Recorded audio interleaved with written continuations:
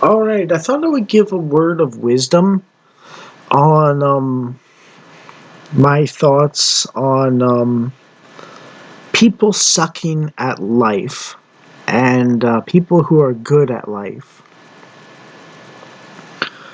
I thought about it, and I'm kind of like practicing my Christian-ish faith. Um, Trying to be Christian, but at the same time, my um, very autistic and very naturally secular mind is preventing me from totally embracing some of the more miraculous aspects of Christianity as given by traditional Christianity. But I am following Jesus as Messiah, basically, at least. Even if I think he didn't necessarily die on the cross, he just went into a coma. But I do treat him as the Messiah regardless, at least. And in my more, well, I treat him like the Messiah. So, you know, I mean, it's a little bit of a complicated issue.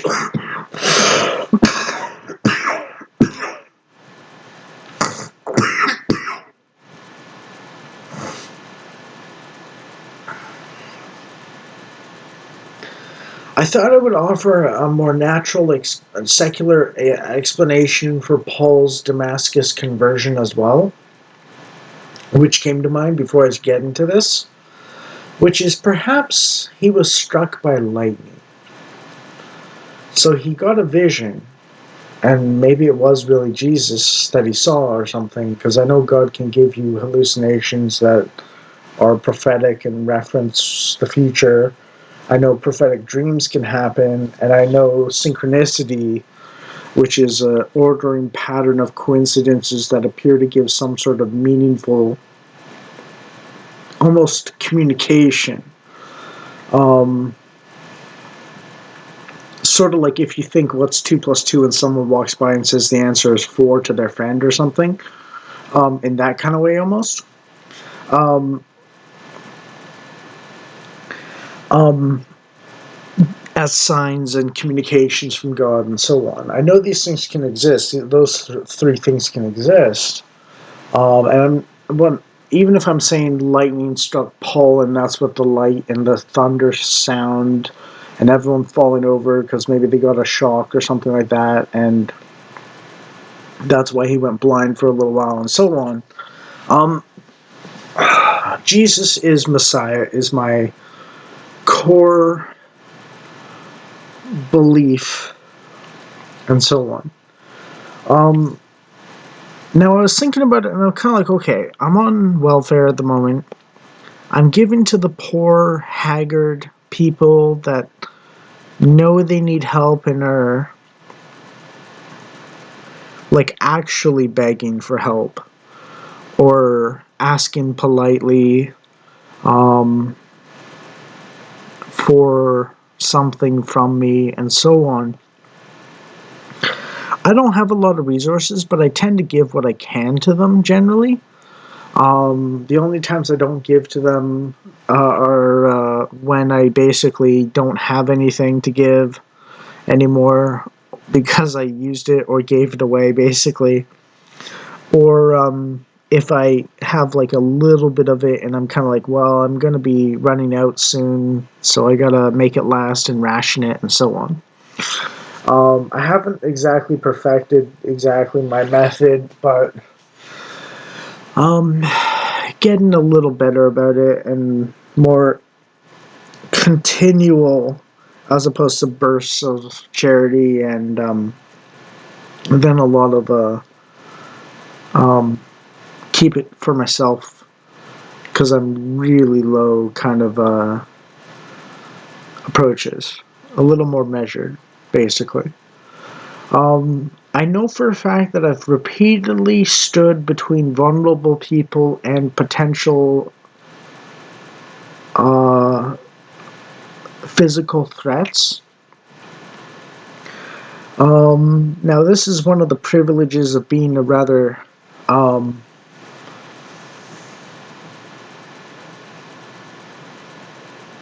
vicious, experienced, and durable, and a fair bit stronger than average um,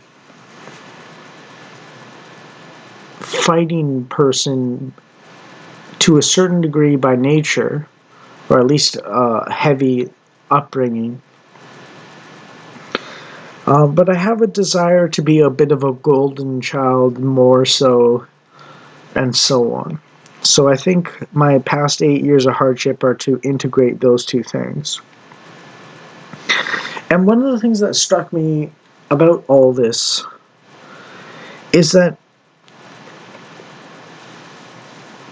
I saw someone reference a Jordan Peterson video and how Jordan Peterson was saying people don't like high resolution or complicated discussions, and they like to simplify things and say like, "Oh, you're woke" or "you're neo-Nazi" or something like that. So I don't have to listen to you at all. And what I would like to say at first is, if you're a Nazi or communist, no one should listen to you. Is the simple rule. That's the simple rule. But if you really do want to get into complicated territory, then there's a certain degree of validity, or at least half-truth, to even totalitarian systems.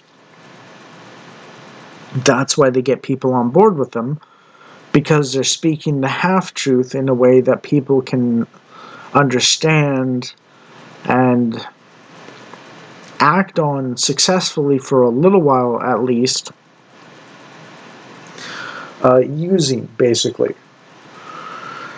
You notice how the problems tend to start later on, particularly, and there's a certain degree of, with totalitarianism, there's a certain degree of making it other people's problems. But even that is, when you get high resolution, not inherently totalitarian, making things other people's problems. Making the USA not the third world's problems, making Canada not the third world's problems, making the right wing or making the left wing not the right wing's problems, succeeding when others fail, and so on, is a part that is valid in life to some extent in many times and places, and it's legitimate. I say this even as I'm giving, even as I'm trying to give charitably on my welfare funds to people who are homeless and who's willing to risk his safety, which is a minor risk relatively if I'm going to fight someone for justice sake against a bully, basically, because I'm a very vicious and experienced combatant in fistfights and stuff like that, and I've taken multiple knives and a gunshot and multiple poisonings and stuff like that, so I know I'm a very tough guy in a sense. I've survived it all. But there's a context where egotistical demands I always reject, and usually, basically, if I have the resources, and I'm not going to run out myself with like minimal resources already.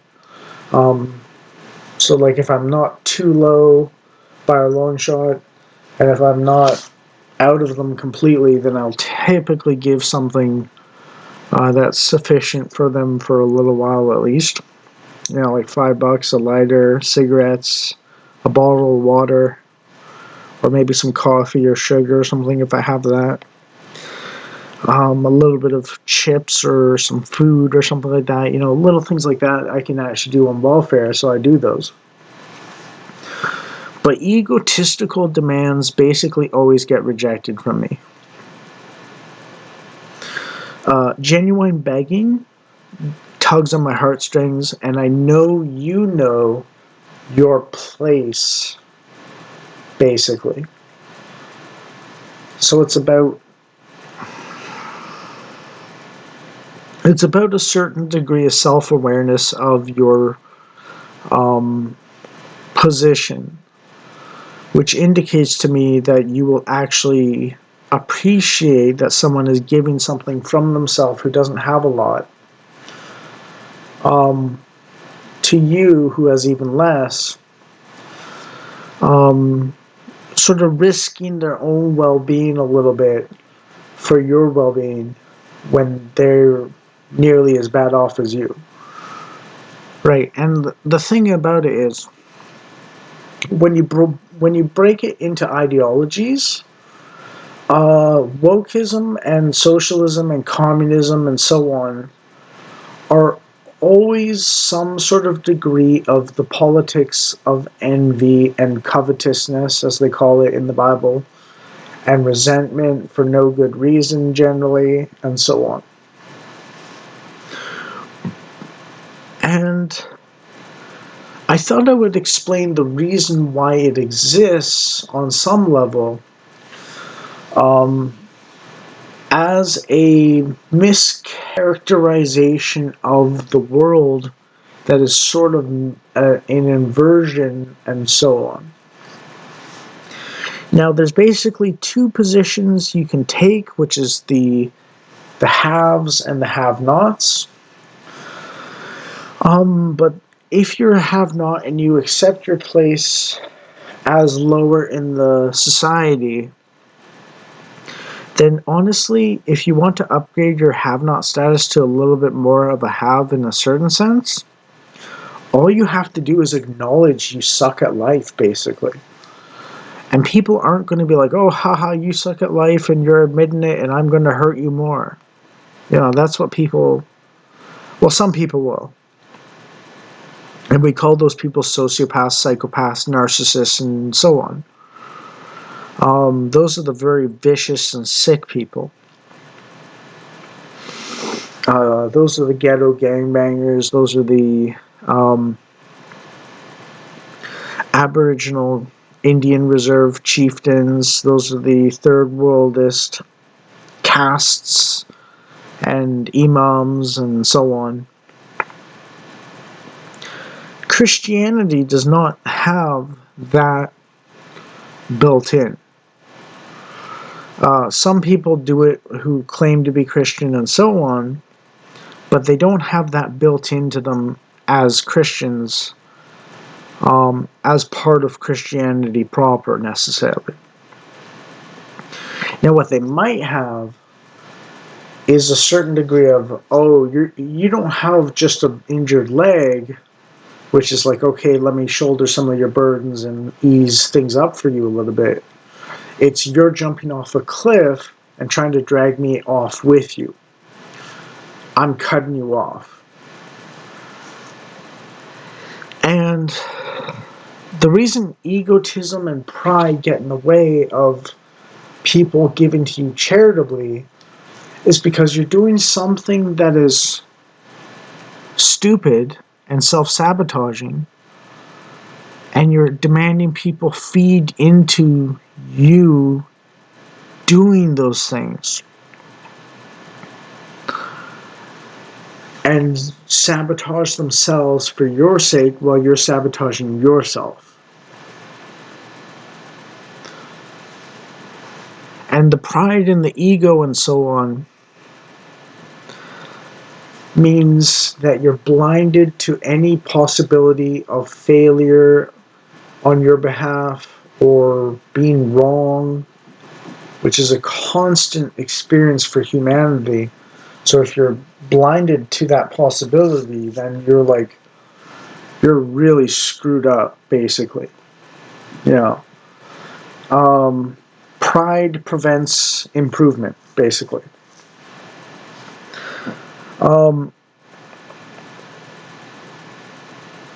You know, and I don't know which comes first necessarily,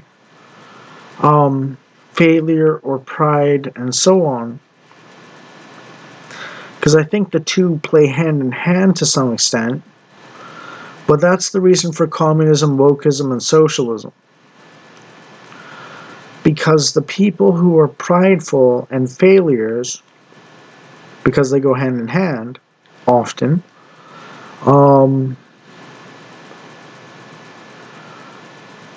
essentially blame the world for their own lack of sucking at life, basically. And also, some people that chase success in the sort of typical riches and fame and fortune, and lots of people saying you're the best and so on, don't actually have a proper sense of self either. So they're succeeding at feeding their pride while also being rich or famous or powerful.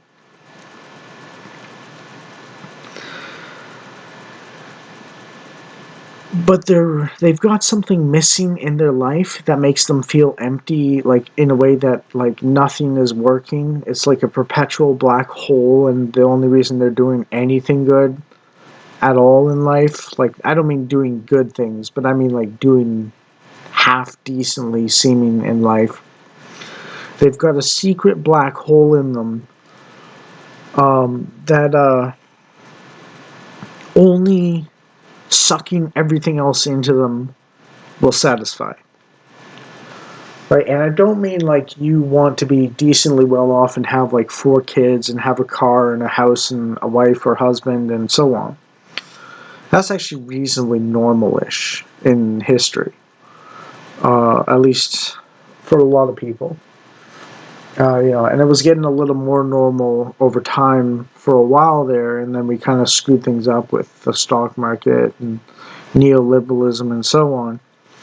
So I'm not going to say pure capitalism in the sense of like neoliberalism or something, or what some people call crony capitalism, or what some people kind of call fascism in a sense. And it's kind of like, well, yeah, neoliberalism is kind of government with business in bed together, and that's kind of socialist, it's kind of fascist, it's kind of neoliberal, it's kind of crony capitalist as well. You know, it's like all four of those terms at the same time, and I wouldn't worry about like you can figure out that everyone talking about it except the people at the top of those companies that are doing it think it's negative, whether left or right, basically. Um, you know. Um,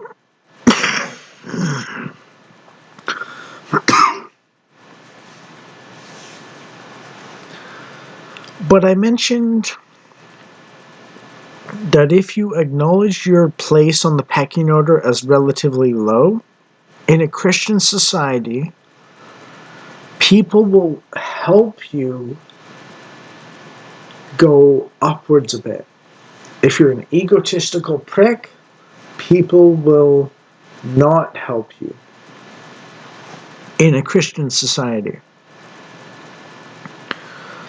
And that's actually reasonably normal in most societies as well, a little bit. If you're humble and you acknowledge that you're inferior in some capacity to someone else, genuinely, which is why they have and you don't, in a sense, you will often get more success on average in them giving you something from themselves than if you're like, oh, I'm just perfect the way I am and you need to give me things and so on. And that's one of the reasons why the right wing's going to win, because as I mentioned, the third worldists, the feminists, the transsexuals, the LGBT, the Indian reservations, the communists, and so on, are basically egotistical pricks demanding things of other people that they did not earn by lying about the people that they're demanding things from. And they're trying to force them to give up their own things that they've earned for these losers, basically. Trying to make the people who actually earn stuff losers, and that's just not a functional system that can sustain itself. Now, I don't really care who objects to this classification because it's just going to play out exactly like I said, no matter what you say. Um, it's even built into basically the whole transsexual thing and the feminism thing and the left being that way. They don't reproduce, they recruit, is the tagline. And if the right wing just has children and protects them from the left and keeps the third worlders out, then the left and the third worlders' own screw ups are going to end them for the right wing of Christianity and conservatism in the West. Basically, nature's a harsh mistress, and you have, and to a certain extent, we've, well, how do I put this? See, this is going to get really harsh for a second, but like, I'm trying to explain the full picture here in as honest a way as possible. Basically, the Industrial Revolution loosened up natural selection pressures on men and women that enabled softer people to survive and thrive better than they could have ever before.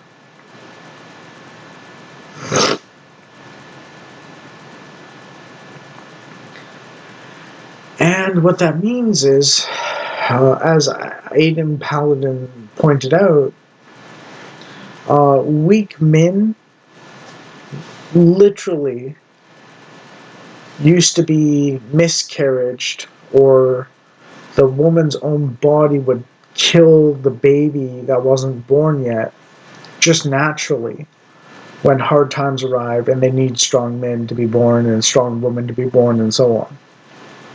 Like, it's biological reality. You don't need anyone deciding it for you. It's like literally built into your body, basically. The Industrial Revolution loosened that up. But nature has this revenge, and cutting off your genitals so you cannot have children, or hating all men so you never actually settle down and have children in a stable, loving relationship, is not tied to the right wing. It's tied to the left, and the left are often weaker and stupider than the right wing, typically speaking. It's almost like a subconscious self-reflection that one isn't worthwhile to carry on their genetics, almost.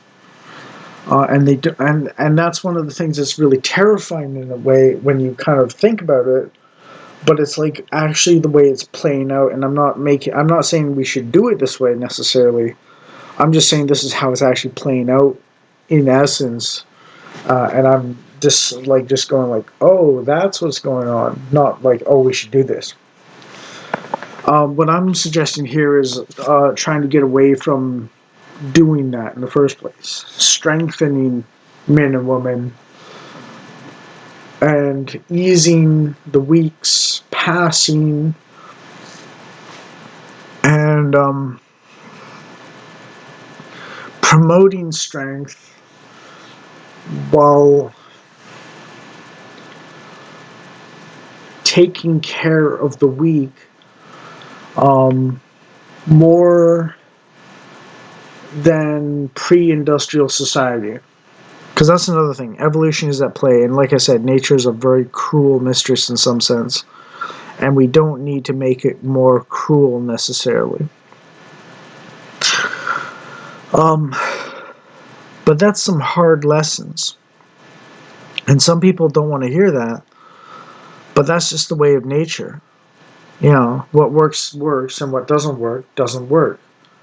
What can survive lives on, and what can't survive dies off.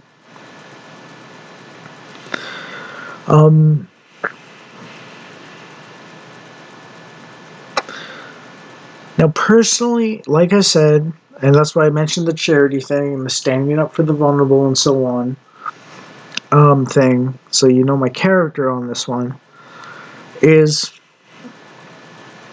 I completely believe in lending a hand up, like a handout and a hand up, to people who genuinely need help in my own society and my own tribe and people and so on.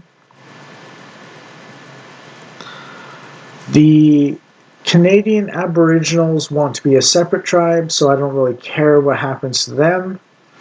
I want my Canadian tribe to do well. They don't want to be Canadian, so they can suffer on their own with their own stupidity and incest and drug use and so on if they really insist on it, or they can smarten up and actually be part of society and thrive and succeed with good principles. I don't really care which one they do as long as they're not like taking from my people, basically.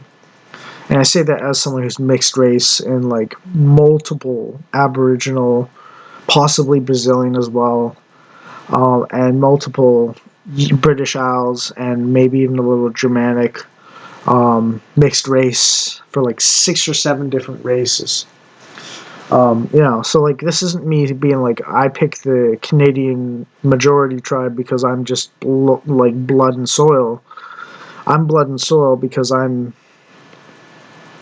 know the Canadian tribe has what it takes compared to the Indians on the reservations most often. And if the Indians want to be part of the Canadian system and thrive and so on, and I don't even mean like they have to be part of Canada and get rid of their reservation status. I mean, they have to like play some of the game with the rest of the majority of Canadians, and they can still also have their like unique tribal designation of an ethnic enclave to some extent. But they can't be like, give me things because I'm lazy. They have to be like, I want to earn money and help those who can't earn for themselves. There's a certain degree that there's a comic or a meme about the communists, the Nazis, and the authoritarian left and authoritarian right, and the libertarian right, saying, "He who does not work shall not eat." With the libertarian left basically be like, no, no, no, that's evil. So it's like 3 out of 4 people agree that you need to work to eat, basically. And you can't just be given handouts all the time and so on. Keeping in mind that I'm on welfare, or at least disability, sorry. So like it's kind of like, well, it is basically welfare, but it's like for disabled people. So I'm not even knocking like charity to the poor here. I'm not even saying that's a bad thing. I rely on it myself, so I appreciate it. I like that I have it, and I am grateful for it, which is different from some people who feel entitled and never improve themselves and never try and earn anything and so on, because they don't want to acknowledge they suck at life for being stupid and selfish and so on. I've worked for about 13 years of my life, adult life, which has been about 20 years. The last 5 or 6 years I haven't worked, but that's because I've had raging schizophrenia or something like it. And I live in a place where it's dangerous to go out at night, and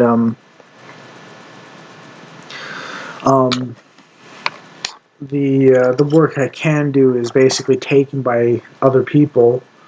Minimum wage, general, regular work is something I can't really do that well, but I used to do paper routes for 10 years. Like physical labor, like carrying 10 to 20 pounds for 3 hours, 6 days a week, basically. Walking around on foot.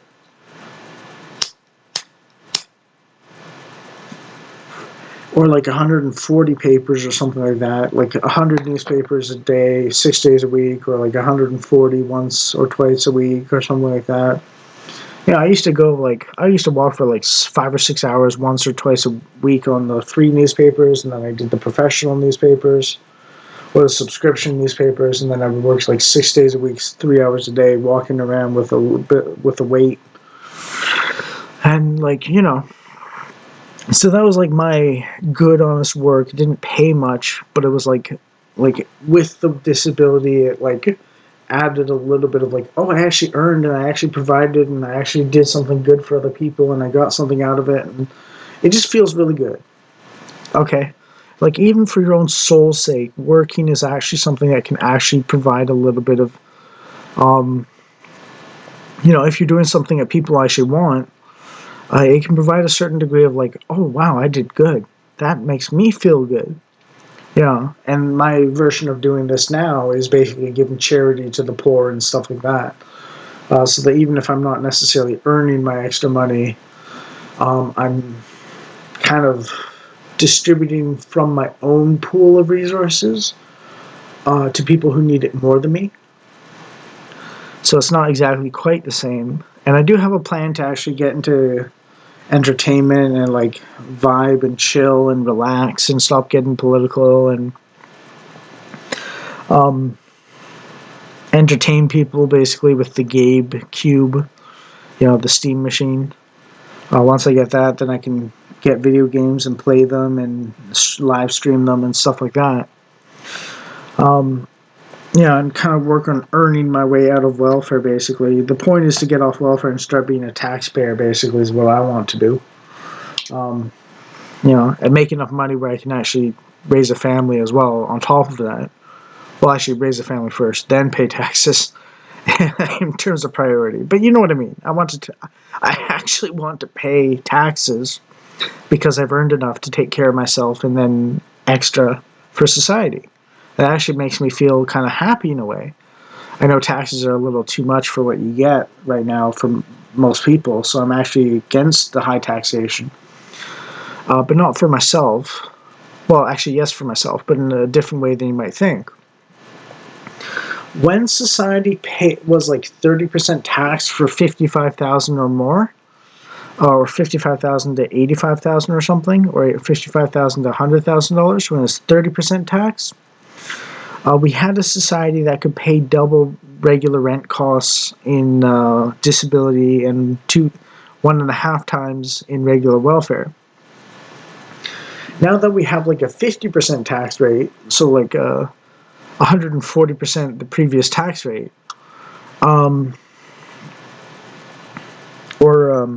actually no, that's 166% the previous tax rate basically. The economy is stalled, which is something I want to get into for a second after this, where basically things aren't made or created or wealth isn't properly generated because people don't see a point because it gets taken away by a lot of it gets taken away, so there's no point in that for themselves, so they get discouraged from actually doing productive stuff that makes money, earns money basically, and everything starts to fall apart and the pie shrinks. Like this isn't exactly the right numbers, but like imagine you had like 10% of $100, you'd have $10. But if you had 1% of a $10,000, then you'd have like $100 or $1,000. Well, $100. You know what I mean? And like, I know some people might mention inflation, but what I mean is without worrying about inflation, because it wouldn't matter in a sense because we're talking real wealth, buyable things with dollars. You know what I mean? So inflation is not part of this metaphor on purpose. Think about inflation, really a service economy without manufacturing or resource ownership and selling for profit that's owned by your own people is the path to inflation, which is what Canada is currently doing. You don't have to worry about inflation with my metaphor here. It's actually the opposite. So basically, it's like if you have real productive wealth and generate it and earn it, and you have low taxation, then maybe you have like 1% of $10,000, which is $100, versus 10% of $100 because of inflation and what you can buy with things and so on, which is $10. So you could have like literally, I had double or triple what I have now in terms of actual what I can buy and where I can live and like how good it was to live there and so on. When we had lower taxation than we do with higher taxation. And that gets into something else, which is when you have, there's basically only really two modes of existence you can have. You can have a big hill where a lot of people are not on the top, or you can have a small flat island where everyone's drowning aside from a small group. If you want total equality, so to speak, basically one person's going to be on a column or pedestal. There's going to be a very small group of people on the island around it, equal to each other, and historically speaking, they're going to be trying to murder each other and trying to distract from getting murdered themselves by pointing to the people drowning around the island, the majority people. To be gulagged or death camped or Auschwitz or whatever you want to call it. Or you can have a society where there's a hill and it's a very big island, basically. Those are basically the only two ways you can do it. There's always going to be someone on top. There's always going to be a few people at least who are drowning. And really, it's just a matter of, do you want to have a natural hierarchy, like a pyramid slope, a mountain slope, a hill slope kind of thing, where there's going to be a top, there's going to be people around them are reasonably high, higher than usual, and so on, and just let people naturally sort to where they actually belong a little bit, or roughly, which is what the free market. And I mentioned crony capitalism and fascism and neoliberalism and so on. But free market is a different term on purpose to describe what happens when you don't have corporate or government monopolies, so that competition naturally makes things efficient, because the people that are wasting their own resources in business go out of business. And wasting could mean something like you don't provide an actually good product, or it can mean you waste money on people who aren't productive, or something like that. And basically, the reason the free market works is because you're not focused on everything at once. You're focused on your own fiefdom or kingdom and domain.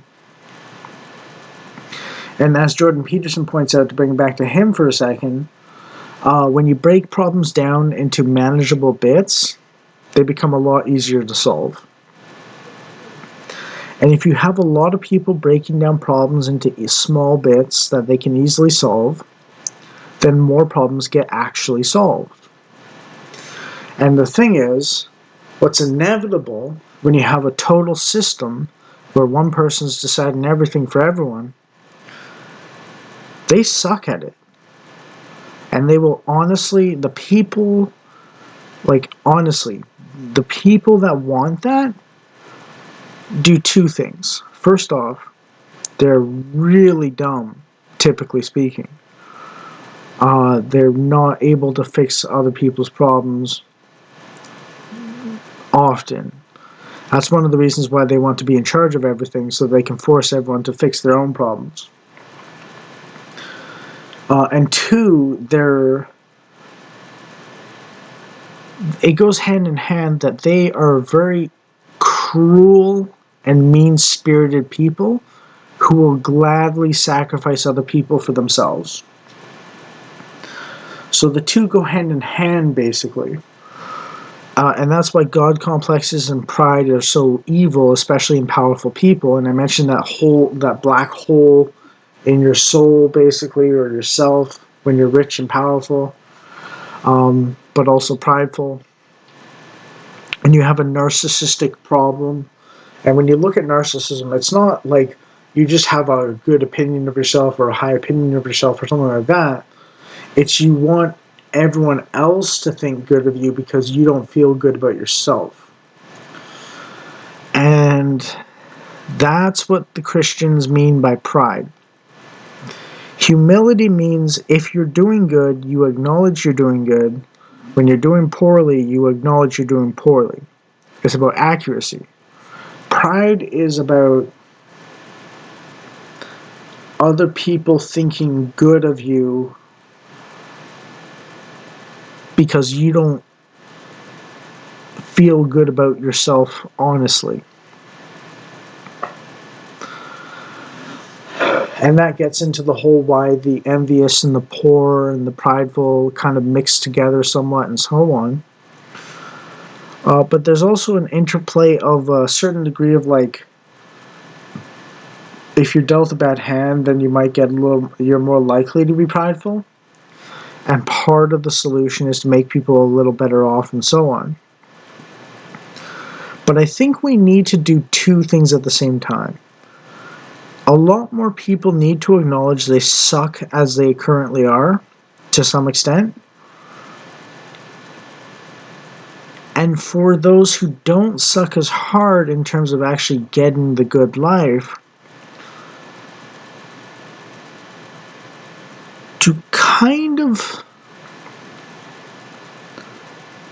make it a bit of a mission to get those people that suck at life to have something they can succeed at productively. More often than not. Get them something they can actually do that earns money and give them some good payment for it. Not more than they deserve for earning how much they do, but a reasonable share of what they earn or what they produce. Yeah. And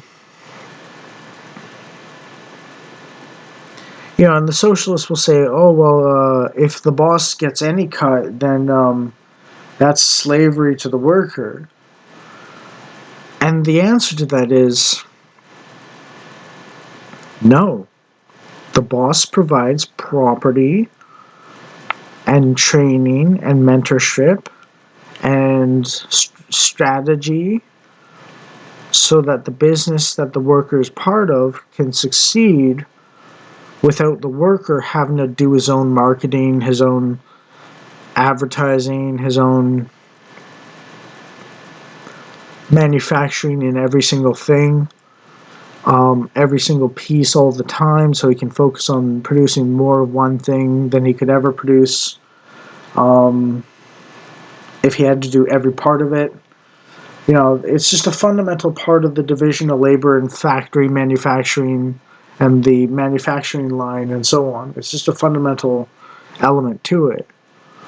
And like we can talk about distributism a little bit, or like free markets in the sense of um,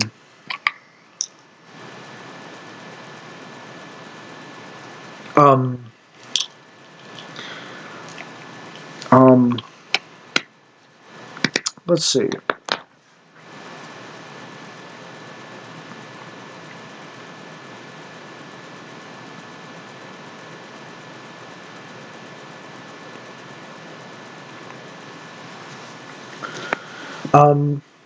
We can talk about family businesses, cooperatives, and reasonably small businesses or cottage industries and so on. Not just multinational or international mega corporations. Because the thing is, nothing, and I mean nothing, keeps you honest like someone else who can do what you do, better than you can, or as good as you can. Basically, the threat that someone can go to someone else to get what they need makes you not take advantage of them because they're desperate. And I know the socialists will say, oh, well, that's all bosses and stuff. That's all owners of property and so on. No. Like I said, if there were only one property owner, say the government, then that would be true. But if there's multiple property owners, then the worker can play them against each other to get the best thing out of his own job, basically. That's what's called the supply and demand thing. And that's why socialism fails, and communism fails, and Nazism fails, and fascism fails for well-being of society. You know, and the only reason why China is actually improving at all in any sense is because they're basically a vampire for the manufacturing productivity, the factories for the Western civilizations through sweatshop or slave labor mostly. And the truth is, if you have the world's manufacturing in your country, then even communism can lead to improvements in life. But that's not because of communism. That's slave labor leading to manufacturing coming there for business because you're cheaper. And even the worst economic system in the world can function if the entire world feeds into it their money for what they produce really cheaply. And it can even improve their lives a little bit from before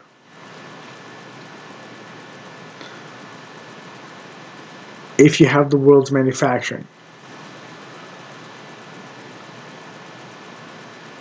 But that's a very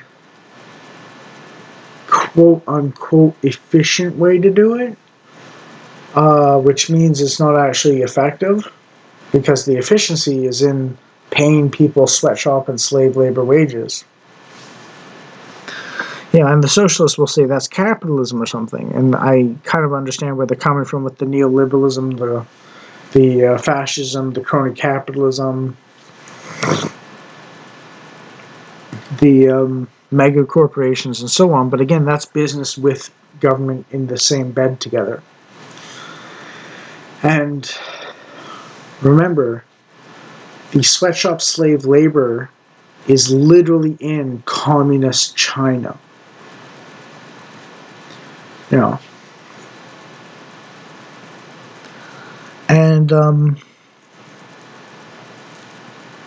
like the right wing is basically saying, put tariffs on sweatshop labor so that it's not as cheap, so that it's cheaper for a business to come back to the first world to make stuff for the first world in the first world, paying first world wages.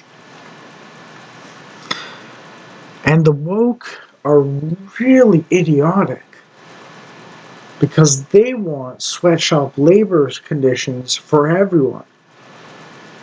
That's the mechanism they do it by.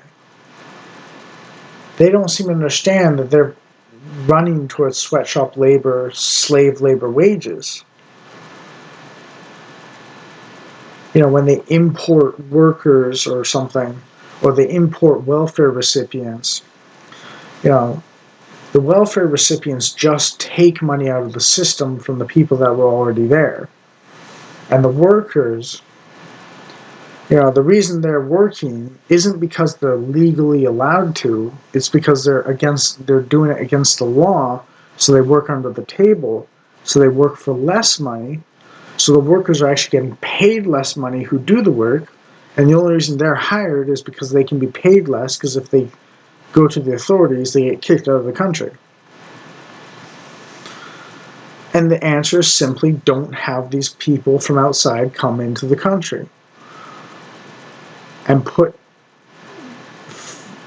a price on getting things from a different country so that you are more likely to make the stuff in your own country. And that is why it's important. And the reason it's important is because manufacturing is about taking raw materials that are probably not worth that much alone and turning them into something with skill, effort, and time that is worth way more. You know, like, it's basically making tools out of resources. And tools are useful. Tools are literally the basis of our technology. I mean, that's literally what technology is tools. And it's not resources that get you money, because those can be get anywhere or like from so many places that it's just whatever. I mean, it's literally lying on the ground. You just have to dig it up. But the knowledge and the skill required to turn a lump of metal into a useful tool for a purpose and a task, so you can do something you couldn't do before, is where the value is. And it's literally called value added. And if you have the resources and you have the manufacturing, then you're just golden. You're making tons of money. Because you can provide the tools for your own people, and you can provide them for everyone else as well. And the question is, do you really want to save the world at the expense of your own people and fail to save the world anyways? Because that's what's inevitably going to happen with this mass immigration stuff. Or do you want to provide an example for others to follow so they can copy what actually works for themselves from you doing it for yourself? A modular network with examples and copycatting, not I give all my money to the poor and yet they're still poor kind of approach. And basically remember, Jesus said you will always have the poor. So there's always going to be people that fall through the cracks. You cannot have your perfect utopian society. That's just not going to happen.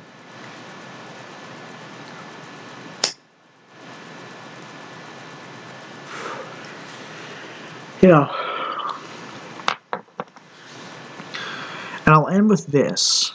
How I was mentioning the prideful and the poor go hand in hand to some extent, and they're envious, which is why they're socialists and so on.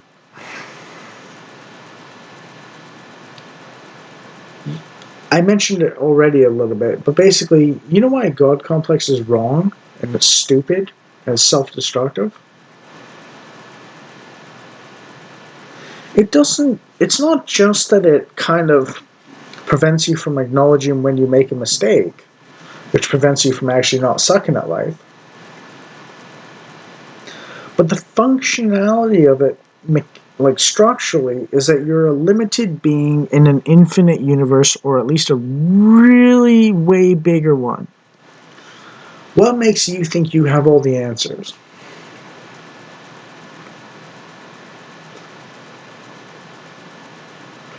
And it's kind of scary to be little in a big world. And some people kind of get by leaning on other people to support them while ignoring that reality. And that's the thing.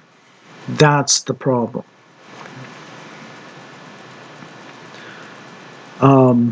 And I'm not saying I'm immune to this. I've been quite,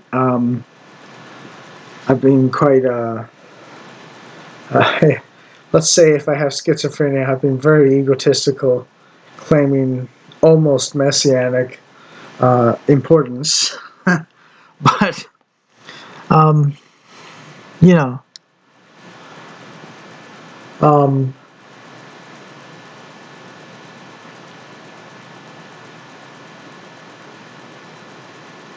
the difference is I actually do have an IQ of like 130 to 140. So like I have a certain degree of like ability to figure things out better than average, and I've been working on this for a while, and I had the advantages of two very intelligent, very skilled, very expert people on trade skills and history and mythology and um, trade skills, masculinity, tough manness, and what it takes, and mythology and intellectual pursuits like anthropology and history and so on. Um, so, like, in my case, it's kind of like, well, maybe I had an impact or something, and like it was positive, and it maybe even had a big impact on some level if I did my things right.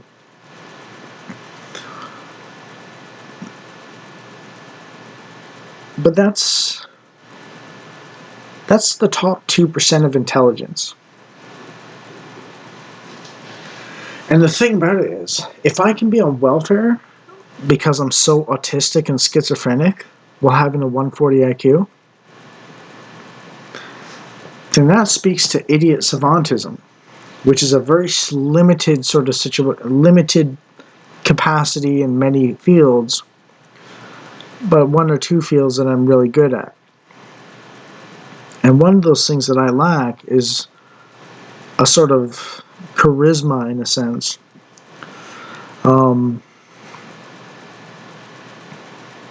Basically. Um, and that's one of the reasons why I've had trouble with my videos and so on. So, these thoughts aren't just some random nobody idiot.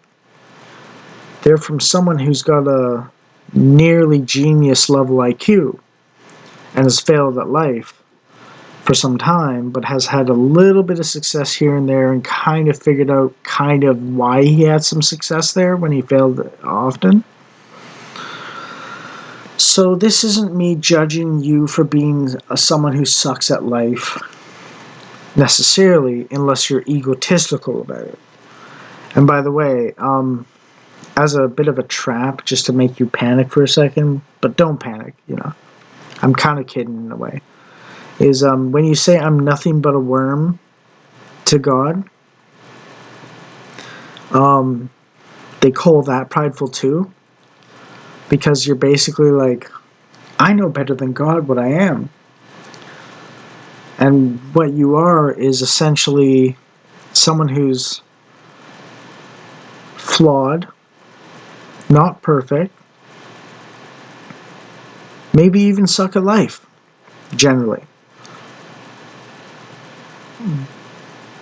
But you're probably worthy of love and respect a little bit. And, you know. Oh, right, I forgot what I was... Oh, right, I remember now what I was originally going to say a little bit too, which is, if you want the complicated version of how I put things together, if you want to know the rougher side of masculinity proper, the really rough version of it, sort of in the right direction, but way too extreme, Julius Evola seems to be kind of the right direction, except way too far in that direction. And Karl Marx does have a rough positionality of classes and so on, and a certain degree of understanding of class relations and so on. However, he's not someone who worked for a living. He's a bit of a parasite that leached off the rich. And his partner, Engels, was a Nepo baby, basically, a nepotism baby, which means giving favor because he's family, not because he's actually worthwhile to run the show. No, of course you can't be. You're not nepotistic for giving the family business to your son or daughter or something like that. That's just a family business. That's part and parcel of the family part.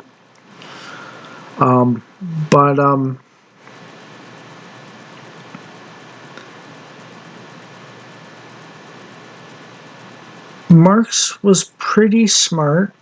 I will give him that. But he had a fundamental flaw in his being a lazy parasite. And he didn't take care of his wife or kids very well either. It's a character defect that prevents him from being accurate in his assessment despite his intelligence. And that's the difference between intellect and wisdom. Marx is very intelligent, but he's not very wise. And this video is basically me saying, look, these are the small bits of wisdom that I've learned while being very intelligent but very foolish, because a fool and a wise person are the opposite, but an intelligent person could be either or, more or less. However, this is the little bits of wisdom that I've definitely gained, and I just need to apply it to myself, basically. So this is kind of like my own,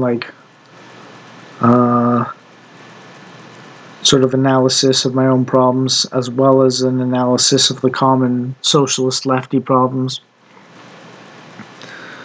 and so on. And to end it with the most hardcore, condemnatory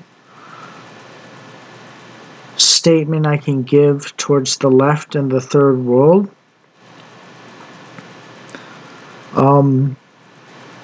if push comes to shove and they don't learn their place,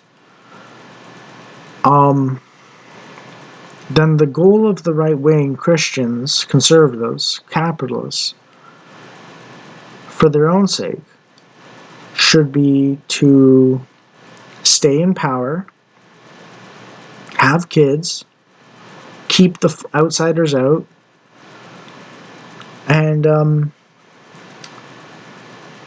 if the left and the third world don't learn their lesson about aborting girls or women, fetuses, and the left don't learn their problem, it's their own damn fault for cutting their genitals off when they're an adult or being a feminist, so they never have kids. If they don't learn their lessons properly, then literally all the right wing has to do, the right wing Christian conservative capitalists need to do, is literally just survive until the left and the third world die off. And they're going to, if they don't learn their lessons.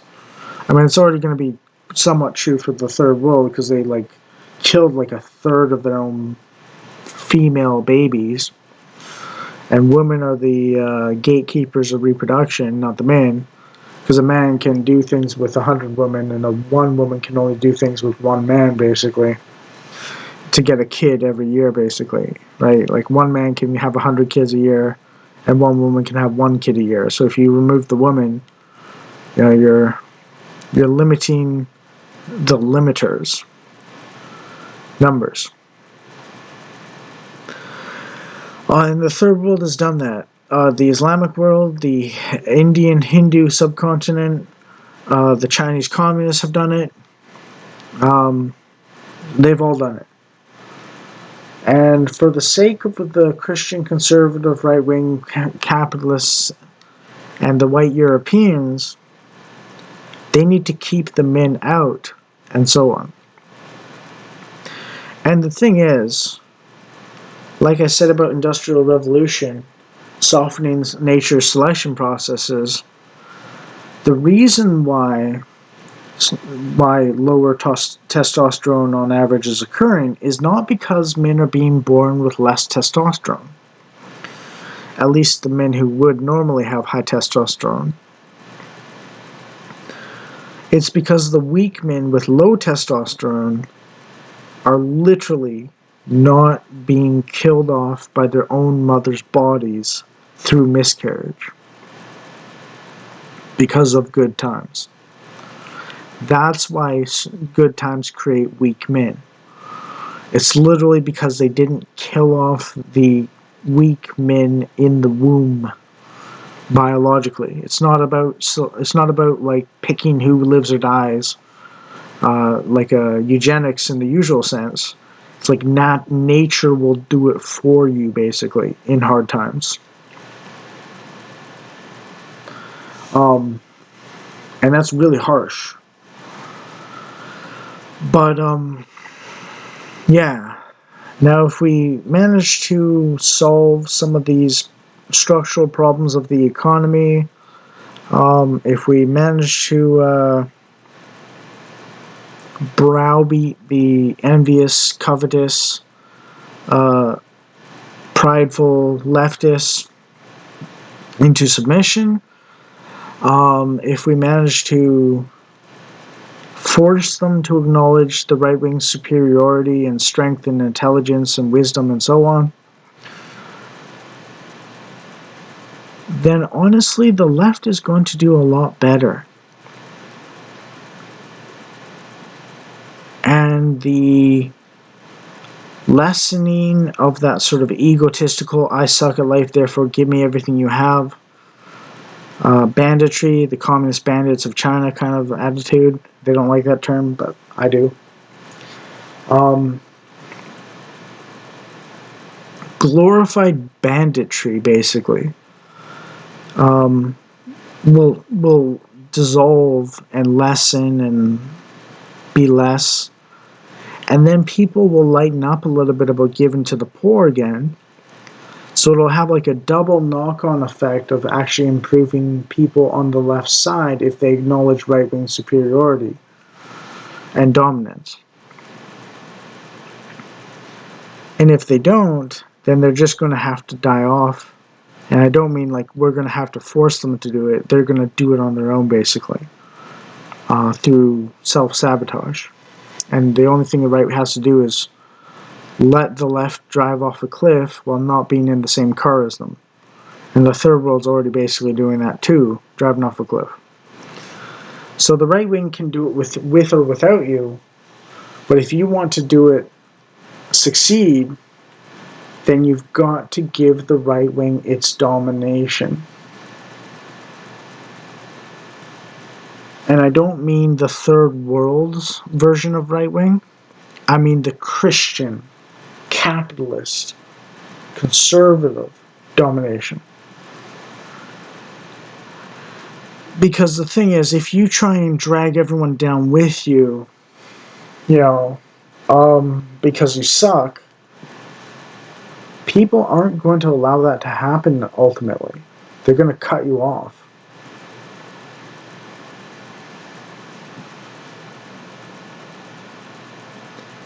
Now, you can be a bit of a drain a little bit, but if you're jumping off a cliff and dragging them with you, they're going to choose to survive and let you die. They're not going to risk themselves for you if you're doing that. And that's the harsh truth. But the good news is, start practicing humility and think about this particular relationship. And remember what I said about the hill that's big as an island versus the flat island that's tiny with the one pedestal in the middle. That is actually something that's structurally built into the world. So if you want to succeed, hierarchy is actually good. And hierarchy does not necessarily always mean the highest serves the lowest in every sense of the word. And especially not necessarily in the ways that the lowest want completely. The socialism part. They might give to charity. They might organize the economy if they're the president or prime minister in a way that creates that larger and larger hill. Now, some people might accuse me of saying trickle-down economics, but remember what I was saying about competition and stuff like that. Trickle-down economics is tied with too big to fail, and that's both neoliberalism. But what I'm saying is you need competition in the market so that the good people can succeed and the wasters and the abusers of the customers and their own workers lose workers and lose customers. And if you want the perfect example of how this works, look at Steam right now. Literally, give the customers what they want, do nothing, and the greedy guts, consoles and computers and video game sellers and gaming companies go out of business because they suck. And Steam is doing honest business. It's literally that simple. In a properly competitive market, good business means honest business, and bad business means you're a greedy guts abuser. And trust people to make that decision person by person until eventually the market shifts and those who are bad go out of business and those who are good stay in business and keep profiting. So yeah, that's all I got for today. Big video. I don't think anyone's going to watch it, but if you do, thanks for getting this far, I guess. And I hope I explained a little bit about my position.